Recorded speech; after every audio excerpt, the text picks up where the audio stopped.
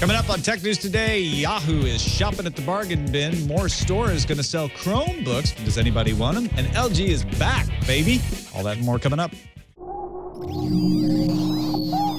Netcasts you love. From people you trust. This is Twit. Bandwidth for Tech News Today is provided by CashFly at CACHEFLY.com.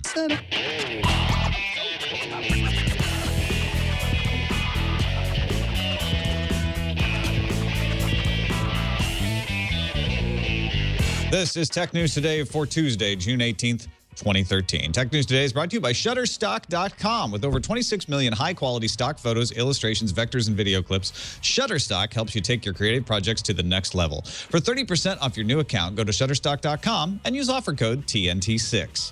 And by Gazelle, the fast and simple way to sell your used gadgets. Find out what your used Samsung Galaxy, iPhone, and other smartphones are worth at Gazelle.com. And by ShareFile. Enhance your workflow, send files of almost any size easily and securely with ShareFile by Citrix. Try ShareFile today. For a 30-day free trial, go to sharefile.com, click the radio microphone, and enter TNT. Welcome to Tech News Today. I'm Tom Merritt. I'm Sarah Lane. I'm Ayaz Akhtar. And I'm Jason Howell. And this is the show where we try to keep you up to date on the most important stories in the tech world, put them in some context for you, starting with the top 10 stories of the day in the news fuse. What Huawei calls the world's slimmest Android smartphone launched today at their beauty event in London. The Ascend P6 is pink, black, and white. You can get 3 different versions, and is 6.18 millimeters thick, featuring a 4.7-inch screen, 8-megapixel front camera, 2,000 milliamp hour battery, and can record and play back 1080p video. It has an Android 4.2.2 operating system with Huawei's Emotion UI, and will sell for 449 euros in China later this month, Western Europe in July, and other markets to follow soon. Yesterday, we heard Apple's version of its participation in the NSA spying program PRISM. Today, it is Yahoo's turn. The company says over the past 6 months, it's received between 12,000 and 13,000 data requests, which include both ordinary law enforcement requests and those secret FISA orders. CEO Marissa Mayer writes that, like all companies, Yahoo cannot lawfully break out FISA request numbers at this time. However, we strongly urge the federal government to reconsider its stance on the issue. 53, the company behind that very popular iPad app Paper, just landed $15 million from investors led by Andreessen Horowitz. CEO George Pachneg told GigaOM that he foresees expanding into an entire suite of software, services, and hardware. 53's 22-person team is made up of folks with experience on the Xbox and the tech unicorn known as the Microsoft Courier. Pachneg didn't give specifics as to what kind of hardware to expect from 53. Adobe just released the latest version of its Creative Cloud programs, including Photoshop and Premiere Pro, among others. The subscription service is the only way to get the latest versions, and Adobe is trying to entice new subscribers by offering 60% off for 12 months to CS6 owners and 40% off for CS3 to CS5.5 owners. Adobe may be considering an overall price drop as well if the survey they sent out to current subscribers is any indication. Oculus VR is staying indie, at least for now. The virtual reality headset company raised $16 million in Series A venture capital, got a couple new board members in the process. The money will be used to expand the firm, hire more employees, and allow the team to focus on its goals, says CEO Brendan Iribe. He says, quote, for a few $100s, students will be able to do virtual surgery in an almost realistic environment. AMD announced an upcoming processor based on the ARM architecture. It's called Seattle, and it's an 8-core, 64-bit processor meant for servers. The first versions of Seattle will be produced in the first quarter of next year, with commercial quantities scheduled for the second quarter of 2014. Seattle? Okay, that's weird. AT&T and Goal Zero will put 25 free solar-powered street charging stations in a handful of locations around New York City. Fort Greene Park gets the first one on June 18th. That's today. Followed by Brooklyn Bridge Park, Coney Island, and points beyond. Each station will stay where it is for 3 or 4 weeks before moving on to a new location, so they'll be all over the place eventually. The poles have 6 connectors, 1 30-pin iPhone connector, 1 Lightning iPhone connector, 1 micro USB connector, and 3 female USB connectors for those of you who have your own cables. Texas Governor Rick Perry has signed HB 2268, which is a bill that shields Texas residents from snooping by state and local law enforcement without a warrant. That now includes email as well. This is the first state to update the Electronic Communications Privacy Act, or ECPA, written in 1986, that says federal law enforcement agencies are only required to get a warrant to access recent emails before they're opened by the recipient. Now, at least in Texas, open and unopened email is treated the same. I don't know. Law from 1986 doesn't seem like it would need updating. Especially as it relates to email. Yeah. Google announced the Chromebook will begin showing up in more retail locations than just Amazon and Best Buy soon. The number of outlets will jump from 2,000 stores to 6,600, with new chains carrying the laptops in the United States, UK, Netherlands, Australia, France, and Sweden. Walmart alone will add 2,800 stores carrying the 16-gigabyte Acer Chromebook for $199. NVIDIA announced that CUDA 5.5 is out of private beta and is now available as a public release candidate. This version of CUDA brings ARM support for the first time, which means it will natively support GPU-accelerated computing on ARM-based systems.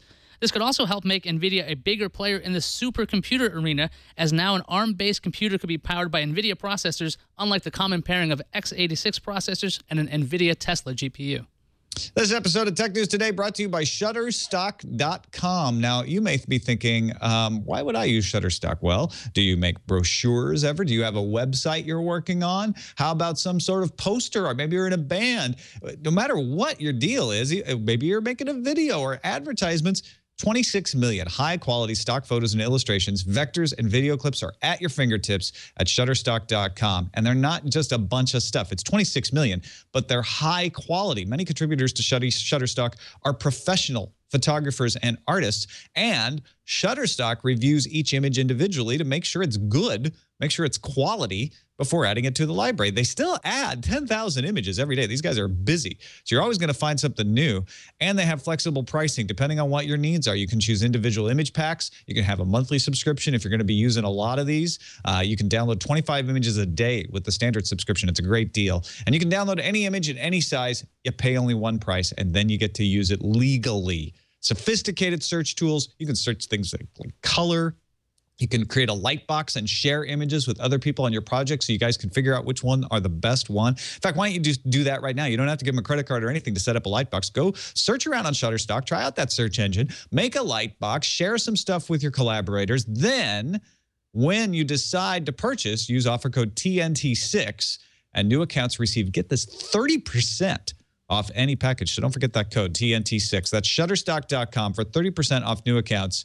Use that offer code TNT6. We thank Shutterstock for their support of Tech News Today.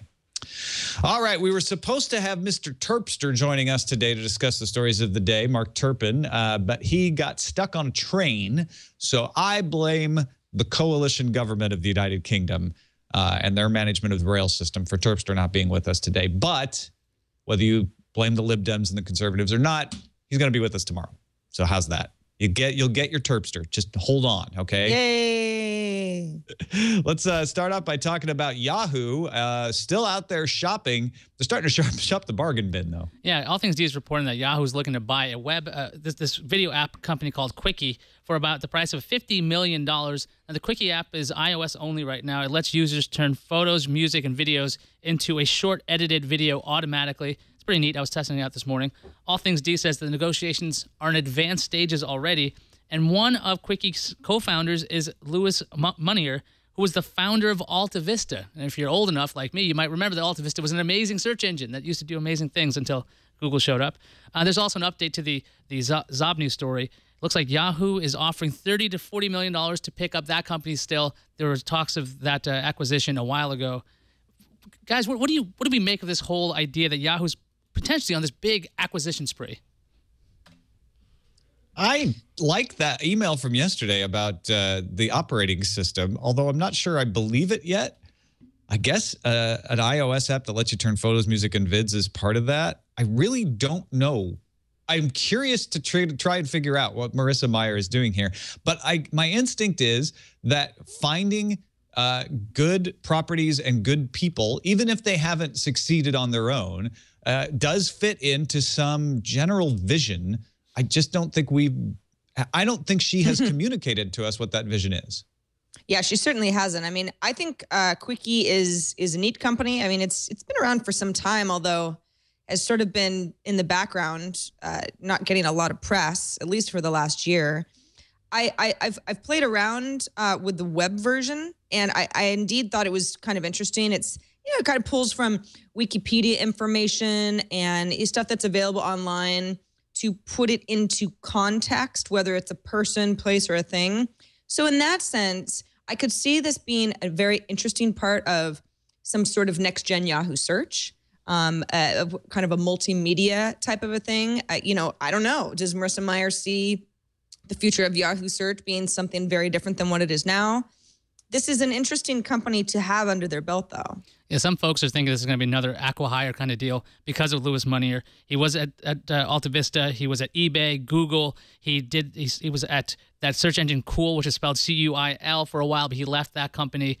There was this post by a venture capitalist and investment partner at GRP Partners, Mark Suster. He wrote a blog post arguing that these acqui-hires actually are really bad for the acquiring company's morale. He's saying that the message that's being sent to the people that are there day in, day out is to quit, go form a startup, and then come back when we buy you. Does this theory sound true to anybody else? Do you think people at Yahoo are like, wait a second, we've been here, we're coming into the office after that Marissa Meyer memo, and now you're just buying talent everywhere else to bring them in? Why should we stay? Well, there's two things there, right? One is whether that really has that effect. I'm sure to the most entrepreneurially minded in your company, it might have that effect, but I don't think most people feel that way, or they'd be out being entrepreneurs already. I think when you work at a company like Yahoo, it's because you believe in the vision and you want the steady reliability of the paycheck and the health insurance and all of that. So I don't think it's going to make everyone run for the exits. At the same time, Trey in the chat room says Yahoo has a problem with talent. Maybe she's trying to get better talent into Yahoo. And if that were the case, she might not care if it's bad for morale for the people who suck, who are there, if she feels that way. I'm not saying the people at Yahoo suck, but I'm saying that if that's how she feels, is like, wow, we got a lot of dead weight here. Let's cut off the working from home. That got rid of some of them. Okay, let's start bringing in acqui-hires and just having them do the jobs. So other people who would have done those jobs who aren't very good at it, maybe they just get frustrated and leave. I don't know.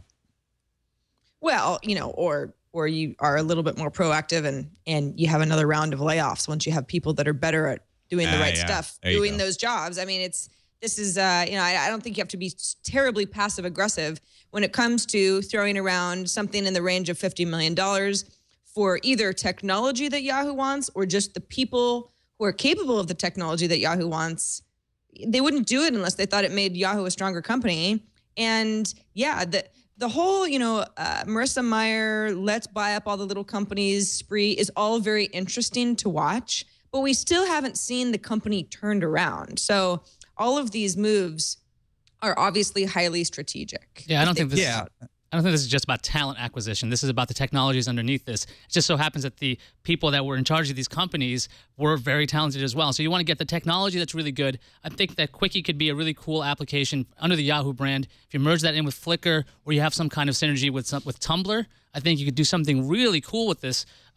And I think that Yahoo's thinking much longer term. It's not just about picking talent. They are going for the technologies underneath these companies. Well, I think it depends on the case, right? In some cases, they may be going after people. In some cases, after technology. In some cases, both. And I think that's probably true of Marissa Meyer's vision, too, is that I don't think she wants to have one Yahoo. If she's smart, she wants to have Yahoo diversified. So there are lots of different ways they can succeed. And that may be why it's hard to get a coherent picture of what Yahoo's up to, right? But Sarah, how long do we give them before we say, okay, she's had long enough, we should be seeing results? That's what I'm curious about. Yeah, that's a good question. I mean, we're coming up on her year, right? Yeah. So I say two. I'd be generous. I'd give her 2 years. I mean, it took years for Yahoo to become a mess. I'd give her at least, 2, 3 years. Yeah, that's a really good point. Got to undo everything. It's kind of like gaining weight, though. It's so easy to do that. And then if you want to go back to, square one, then it takes like twice as long to take the weight off that you put on so easily. Bloated companies. It's so then Marissa Meyer's going to hire Jillian Michaels next. She's going to buy Jillian Michaels. Are you calling Yahoo fat? Tracy Anderson. Hired for the talent. Let's move on to Google Chromebook tripling its retail outlets. I mentioned that in the news views. Walmart and Staples getting it. Also, Office Depot, Office Max, Fry's, Tiger Direct, bunch of U.S. companies. In the UK, you'll be able to get them at Tesco's. Netherlands, Saturn, and Media Market's going to have it. Australia, France, Sweden, at stores like FNAC, JB Hi-Fi, Harvey Norman. So tripling. Yeah, more than tripling the number of outlets where you can buy the Chromebook. Obviously, getting Walmart brings you way closer to that goal. In the Android community story that I read about this, they were very like, the Chromebook is so awesome, and now it's just getting even more awesome, and this proves how awesome it is. And obviously, they're fans. Do you guys think that the Chromebook is really gaining momentum, or is this Google pushing it forward, saying, okay, well, we'll strike some cool deals because of the price point? $199 laptop in Walmart makes perfect sense to me. But are we actually seeing people picking up the Chromebook? Is it gaining momentum? I don't know if the Chromebook has any momentum right now, because the device is it was very strange when it first came out. Then Google decided to change Chrome OS to have that more familiar desktop look.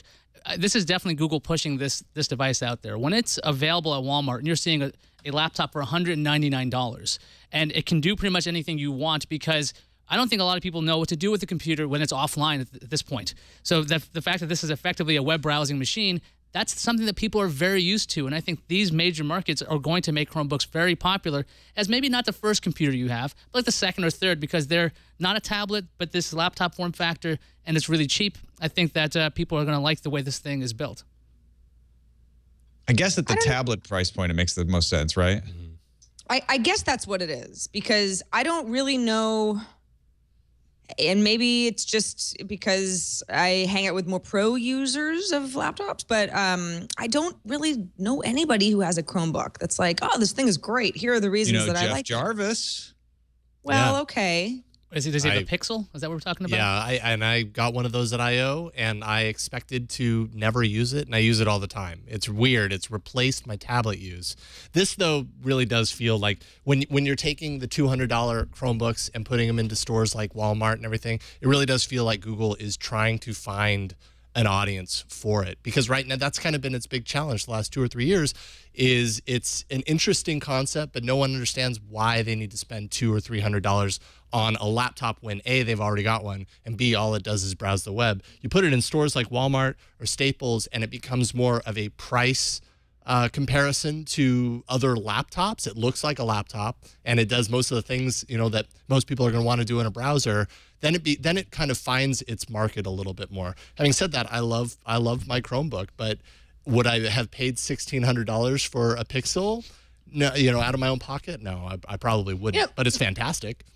Maybe that's what the Chromebook is more. It's more of like a tablet alternative. Yes. It looks like a laptop, Totally. So tablets aren't for everybody. Some people are like, I don't know, I never pick up my iPad. I can't get into it. I like the form factor of the laptop, I already had. Or, that's what I want next. So maybe that's where the Chromebook really shines, because it turns into something where you can do maybe not everything that you could do on a more powerful laptop, but most things. And that's why people like tablets too. Yes. Yeah. No, I think that's it. When you walk into a store and you see an iPad for $499, cheapest, a Kindle Fire for $199 or $149, and then you see this Chromebook that's like, wow, that's got a keyboard, it's a whole laptop thingy for $199. The limitations of the Chrome OS tend to look less important next to the limitations of the tablet. Agreed. Yeah. Well, and Waskell pointed out that it's back to school season. So that's why we're seeing the push at this time anyway, is all these stores are like, okay, we need to sell these. So it'll be interesting to see how it fares after back to school season, whether there's a lot of these sitting around on shelves or whether we'll see more of them. I wonder how much Google apps or like Drive and all that are used in schools, because if Google can make that just kind of a no-brainer, and the schools are running all of their docs access out of the cloud, off of their cloud service, then Chrome OS definitely becomes a much bigger deal. For sure. Now, if I could steal a joke from this week's i5 for the iPhone, I would not call this a comeback. LG's been here for years. Oh, it's so nice to know that you're paying attention to the things I do outside of our little show, Tom. Thank you for that. It's also a joke that I stole from you, if I want to be really technical about it. Well, neither one of us invented it in the first place, so yeah. No, That's no. right. I invented it. LL Cool J. Continue. That's what the J stands for. Jason buddy. James, LL Cool J. LG is apparently going to launch a phone next year. I know, yeah. All right, sorry. LL Cool G. Launch a phone in 2014 that will allow us to be able to speak commands to the phone without actually touching the phone or launching some sort of a Siri-like app or anything. This is, as reported by Gotta Be Mobile, says they have 3 people who claim to have knowledge of LG's plans. Not only will it be hands-free voice commands, but also broader range of commands than those that are available now on LG phones. Now, in order to take advantage of that technology, at least in part, the device will run on the upcoming Qualcomm Snapdragon 800 processor, which is a chip that is designed with always-on voice command functionality. So you say, all right, well, how would it know? And how is it not just going to pick up voices all over the place? Users apparently will activate the feature by saying hello to the device. So that part is familiar, but also the chip is capable of learning the range of a device owner's voice so that others can't call out commands and access your information. Now, I read this and I'm laughing like, well, what about people who are really good at mimicking other people's voices? Or, what about people who are sort of worried that the phone is listening to everything that they're saying, even if they're not actually trying to, wake some sort of a command virtual assistant? Is that just my paranoia speaking, or is this sort of a bad idea?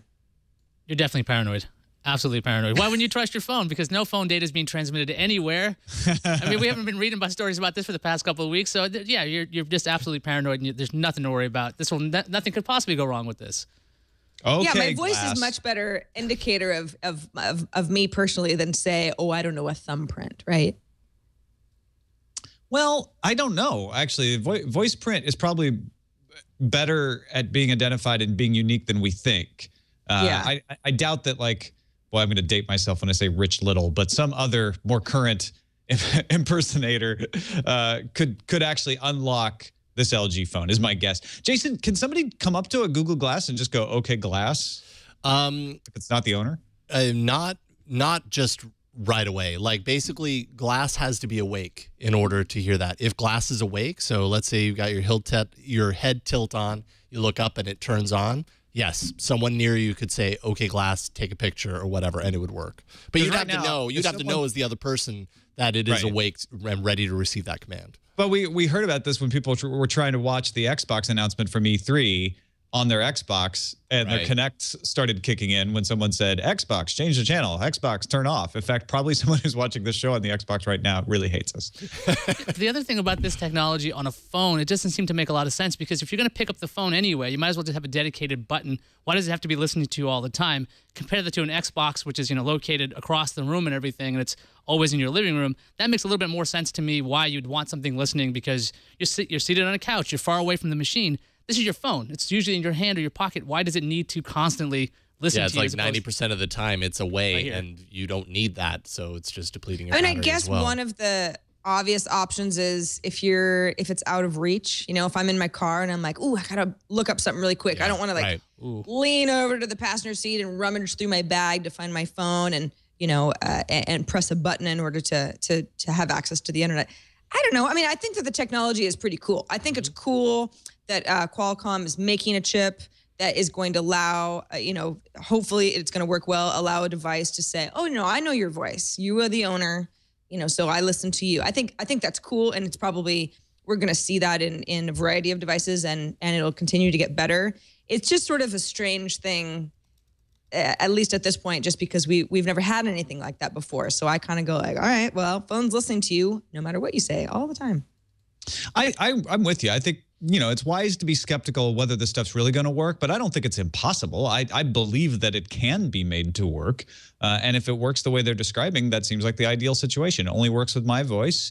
And it's always listening to hear if I'm saying hello, but hopefully that's very low level, doesn't eat up battery life. And then it's accessible. I think that more than things like the Connect and some other voice activation, even Siri, it seems like it would be worthwhile, because I could just be like, hello, LG, tell me the weather, like that without having to press a button or anything like that.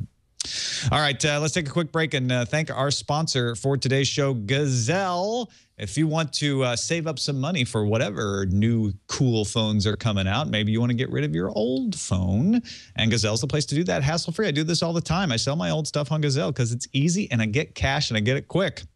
So if you want a new Samsung Galaxy S4 or an HTC One or an iPhone 5, before you upgrade, make sure you sell your used phone or gadget to Gazelle for cash. If you're like, wait a minute, there's a couple of announcements coming, I'm going to hold off. Don't hold off. You got 30 days to get the price that you lock in if you do it right now. It's probably not going to get more valuable, so you might just want to do it. It's risk-free. Lock in that price right now. Go to Gazelle.com. Even if you're just thinking about it, put in the phone, put in the condition, get the price. Gazelle's buying back a selection of tablets, too, now. iPads you can sell to Gazelle, Samsung, Google Nexus, Kindle Fires, Microsoft Surface, Asus tablets. Go to Gazelle. Get an offer for your gadget. Find out what it is. Lock it in for 30 days. Then decide what you're going to get to replace it. Once you're ready, send it off to Gazelle. They'll pay you fast by PayPal or check. Gazelle has paid $100 million to over 500,000 customers. It's easy, fast shipping, fast processing. And in fact, if you choose an Amazon gift card, you get an extra 5% bonus. What's your iPhone, your Samsung, your other Android smartphone worth? Take a minute. Go to Gazelle to find out. Sell your used Samsung Galaxy or iPhone today at Gazelle.com. We thank them for their support of Tech News Today. All right, I was hoping to talk to Terpster about this today. Maybe we'll get a chance to talk some other gaming news with him tomorrow. But Oddworld has an odd problem. They were one of the launch titles for Xbox. They sort of, in some arenas, are thought to be one of the titles that made the Xbox. They have a new game, new and tasty, from Oddworld Inhabitants. It'll be coming to the PS3, the PS4, the Wii U, Windows, Mac, and Linux. Extra points to anybody who can tell me what's missing from that list. Xbox. Yeah, that's right. That's right. Xbox is not on there. Oddworld's Lauren Lanning, he's the boss, told Eurogamer that they have a license for Xbox, but Xbox won't allow indie games in without a publisher. Here's the quote.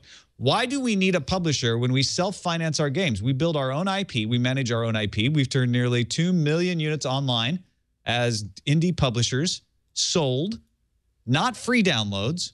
Why? What's wrong with us?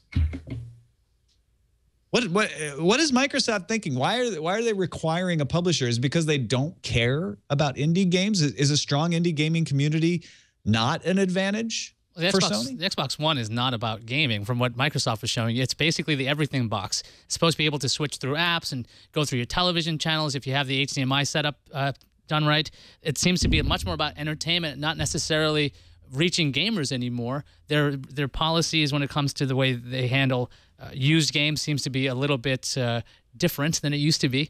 And I don't think Microsoft really they don't really care about the gaming aspect when it comes to the Xbox, other than the fact they want the giant publishers like EA, and they want to make sure they have Halo, and they have these games, the big marquee names. But these little games probably won't make a huge difference for Xbox One sales because Xbox One is being marketed as the entertainment box.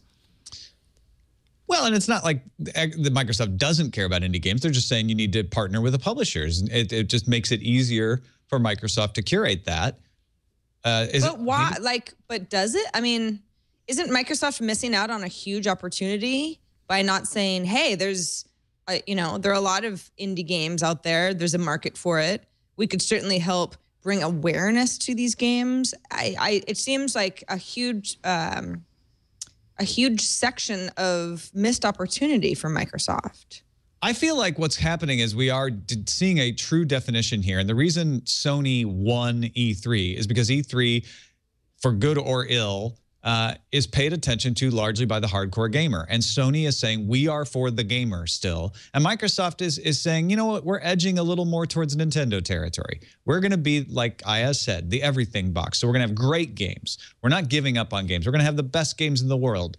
But we're not throwing all of our eggs in that basket. And I guess maybe it costs less to say, as long as these publishers that have already been vetted are giving us your game, then that's fine. Otherwise, we don't want to deal with a bunch of indie publishers and managing a store and take down notices. And, forget that. We're not going to do that. Sony's willing to take on the cost of that operation. Yeah, Sony's going to allow developers to self-publish, but will that lead into like a glut of really crappy games? Just because there's some really beautiful indie games out there, there could be, for every one great indie game, there's probably 5 lousy ones. So do you want to have a store that has lots of selection where there's maybe 10% really good? I'm just making up these numbers. I don't know what the actual thing would be, but I'm just kind of curious, like you're saying about curating a store, is this something that's going to work to Microsoft's advantage by saying, look, we only have top games. This indie stuff is nice and everything, and if they play by our rules, they come up to our level. But otherwise, this is just for little games. This is for the PS4. Yeah, Microsoft's gaming boss Phil Spencer told Eurogamer Microsoft is open to the idea of self-publishing, but it's not a, quote, plan of record now. So Microsoft has got an idea of what it wants to do, and it's forging ahead with it. And I think it's the serious gamer, whether you want to call it the hardcore gamer or the person who's really into playing video games, that is more likely to be upset with Microsoft. But I bet they still sell a lot of these consoles because of the other stuff that's in there, and because it's Microsoft, and because they'll have the titles. I don't think any of the stuff is as bad for Microsoft as it seems. But I'll tell you where my heart is. My heart is with Sony. I want to see Octodad. I want to see titles like that. You're not going to see that kind of stuff come to the Xbox if you don't have a more open ecosystem. And Sony's willing to at least partly play in those waters. Good for them. Got some more gaming news here. Candy Crush Sega? Is this like Bejeweled for Candy? It's Candy Crush Saga, Tom. Saga. And I can't believe you don't know more about it because it is all the rage with the kids and the grandmas alike. I just learned about blurred lines. And all my friends on Facebook. Yeah. So the deal is that Midas Player International Holding Company, otherwise known as King, more commonly known as King, which is the publisher of not only Candy Crush, but a variety of online and mobile games, has apparently hired a few different banks, JP Morgan Chase, Credit Suisse, Bank of America, to pursue an IPO, initial public offering in the U.S., according to people who are familiar with what's going down, right? So they're anonymous. So, this is not a done deal or anything, but it sounds like they're taking it seriously. Candy Crush Saga, if for some reason you're not familiar with it, launched on Facebook just over a year ago. And it's, it is sort of like a Bejeweled thing. It's the most popular app on Facebook. It's wildly popular. It has an estimated 15.4 million average daily users, according to app data. It also has very popular iOS and Android apps. I actually enjoy the iOS app very much. And what's interesting about the company is you might go, oh, no, this is another Zynga. They're just sort of like rising off of some Facebook popularity. They're going to IPO. They're going to crash and burn. The Zynga story, as we're all witnessing, is not going down very well. Shares are down 70% since Zynga went public back in 2011. But King is sort of interesting. It's based in London, and the company goes back quite a bit. It goes back to 2003. The founders had started a gaming website called Midas Player, had games such as a title called 8-Ball Pool, mostly web-based, other web portals, but has pretty successfully, at least with certain popular titles, switched over to mobile, which is one of the things that everyone accuses Zynga of not being able to do in a timely enough fashion. So let's assume that the King, Midas Player International, maker of Candy Crush and other titles, is indeed going to go public. Is this a terrible idea because mobile games rise and fall, as fads too quickly for anything to stick? Or does King have some sort of magic touch that a company like Zynga doesn't have? It does seem like Midas Player actually has more history of making games. I actually remember that 8-Ball game, and it was pretty impressive at the time. Yeah. Zynga's problem was they were kind of a one-trick pony, and they just gambled that they were going to be able to find more ponies, and they haven't found enough ponies now. And they still only have the one pony who knows the one trick, and nobody's riding their other ponies. So hopefully for Midas Player, or King, I guess, King actually has. I'll stop with the ponies, but hopefully they have a lot of other ideas here that they can bring to market, because that's what it is. Sure, mobile fortunes are going to rise and fall, but I think Rovio has shown that even if you have a successful franchise, if you're innovative enough, you can spin it in different ways and make it work. there's a fickleness when it comes to mobile gaming or even any mobile apps. Sometimes the darling game of the moment goes on for about 6 months, or it might be a year, but then something new shows up because these games are so easy to develop, or there's a lot more developers out there that can make a buck doing this. So I don't know if King has anything particularly special about them that can keep them going.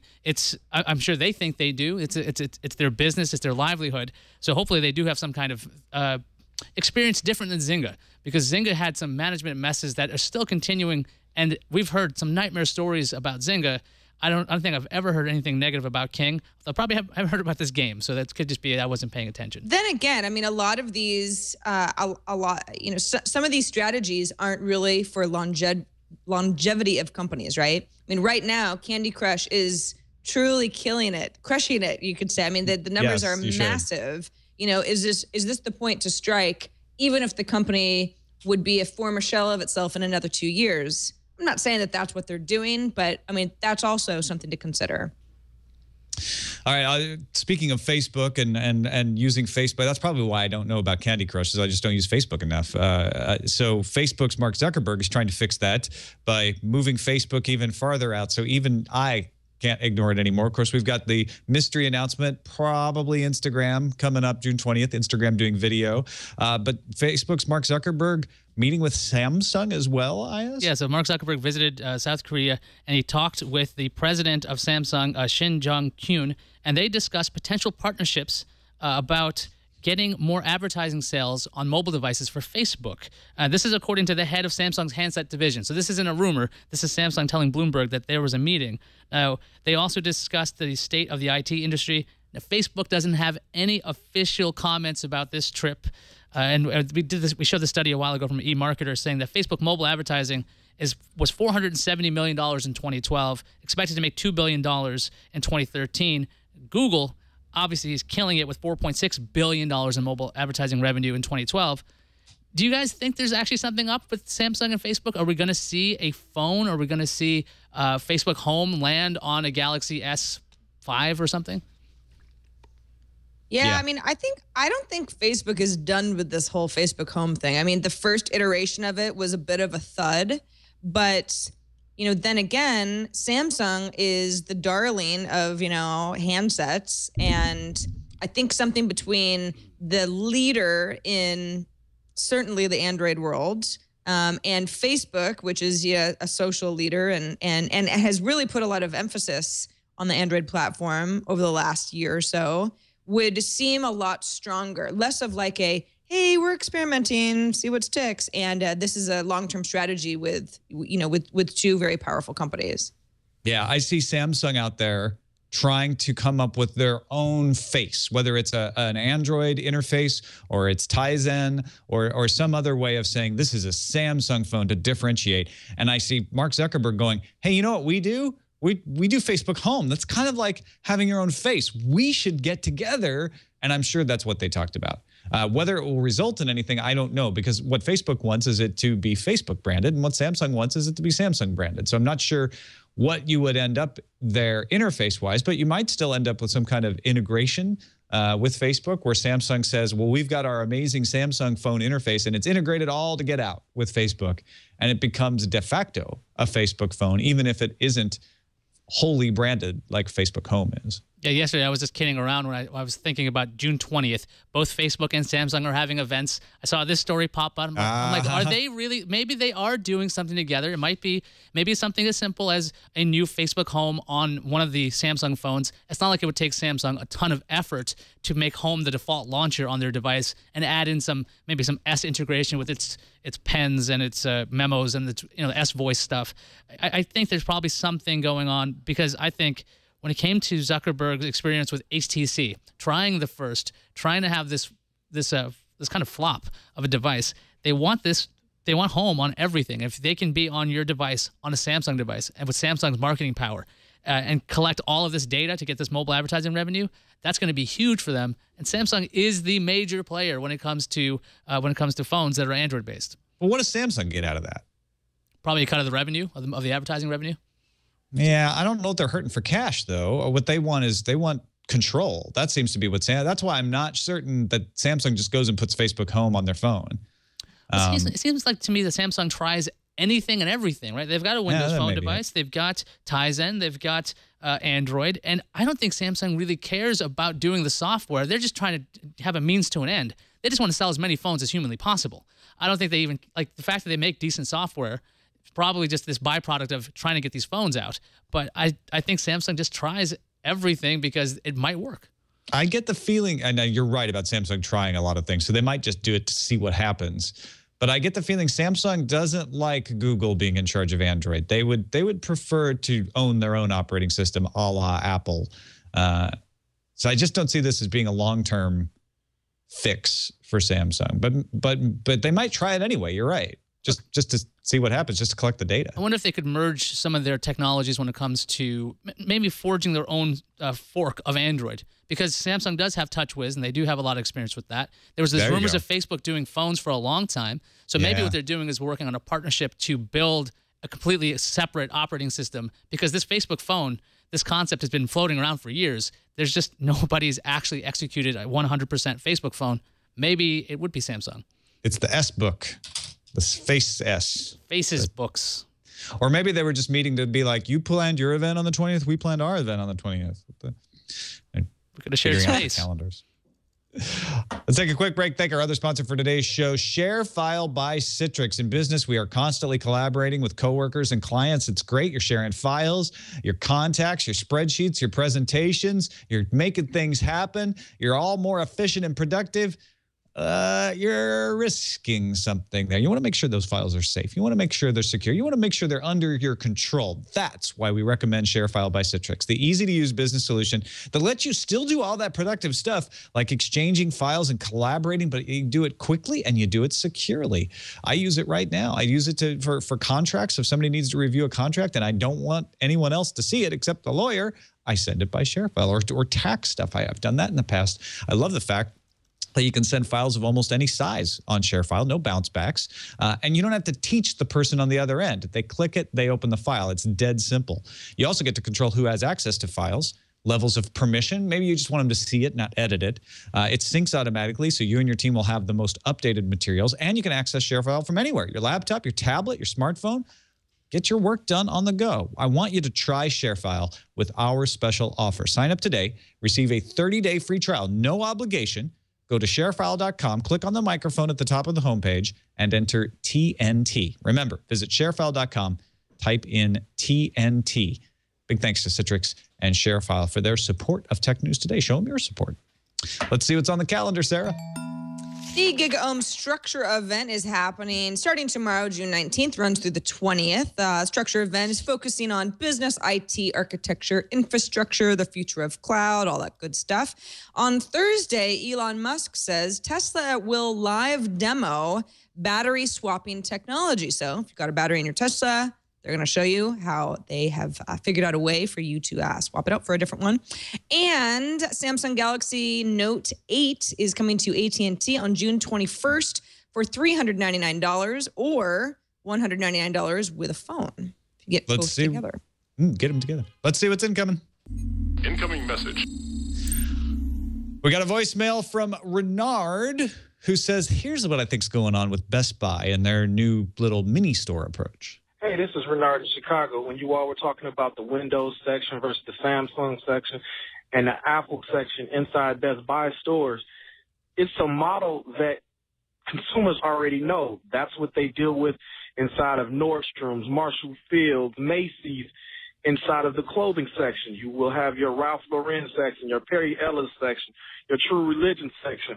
It's just a model that is being taken from fashion over to electronics, and we will be totally okay with it. This is Renard in Chicago signing off. That's actually a good point, Renard. It is very similar to that. Although I'm trying to think, in department stores, will you sometimes have employees dedicated to a brand in that section? Like the Ralph Lauren guy? In a high-end department store, you might, but usually not. Well, you don't have like a dedicated Levi's guy standing around? Right.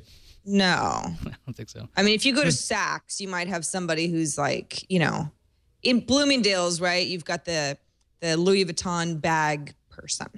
Right. But I mean, in general, I don't think that it's, you know, it's broken down. But then again, we have so many more brands. When you get into like the apparel industry, it's sort of hard to compare one-to-one. But yeah, I mean, he does make a point. F and Dunn says in the makeup section that'll happen. Yeah, that's true. The makeup person will be an employee of that makeup company. Right? Yep.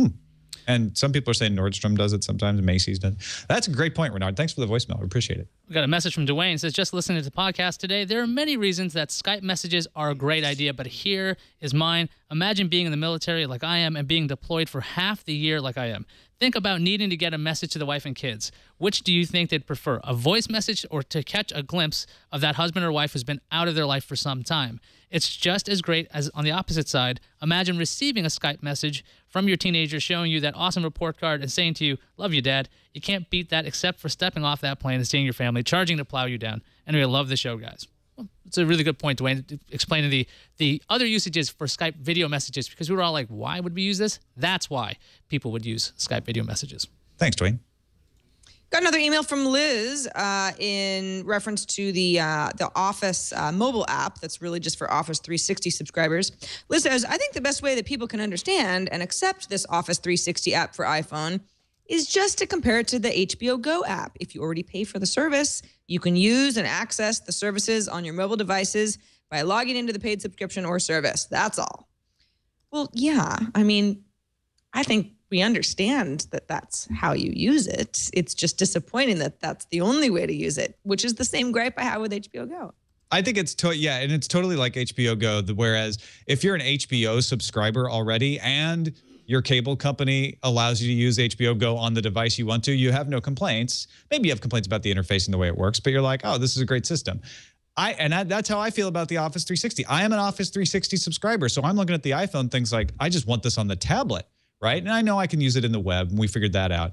But I think it's great. Now I can access the documents I'm storing in SkyDrive through that app. But if you're not a subscriber already, then you're going to have Sarah's reaction to it, which is like, wait, if I want to start using this on the iPhone, I've got to pay $99 for the year. Well, I don't do that already. I don't want to do that already. So it's kind of where you're coming from. You're going to have a different perspective on that. But it's a good analogy, right? I wish the HBO Go app actually had that $99 option. I'll just buy this. Yeah, right. Exactly. That's where Microsoft's got them beat. Mm-hmm. Let's say goodbye to everyone and thank them for. I know I was about to thank our guest, our non-existent. Thanks, Terpster. You were great. Guest. As usual, Terpster, you were awesome. Let's have you back again tomorrow in more corporeal form. Don't forget our subreddit, technewstoday.reddit.com is the place to go to submit stories, technewstoday.reddit.com. Vote them up, vote them down. I like it when people vote them down. If they're like, boo, I don't like that story. I also like it when they vote them up. It's all good at technewstoday.reddit.com. You can find us on the web, twit.tv/TNT. Email us, TNT@twit.tv. And give us a call, leave us a voicemail, 260-TNT show. Just like yesterday, tomorrow's guest will be Terpster. Maybe he'll become our Matt Damon. Who knows? We'll see you tomorrow.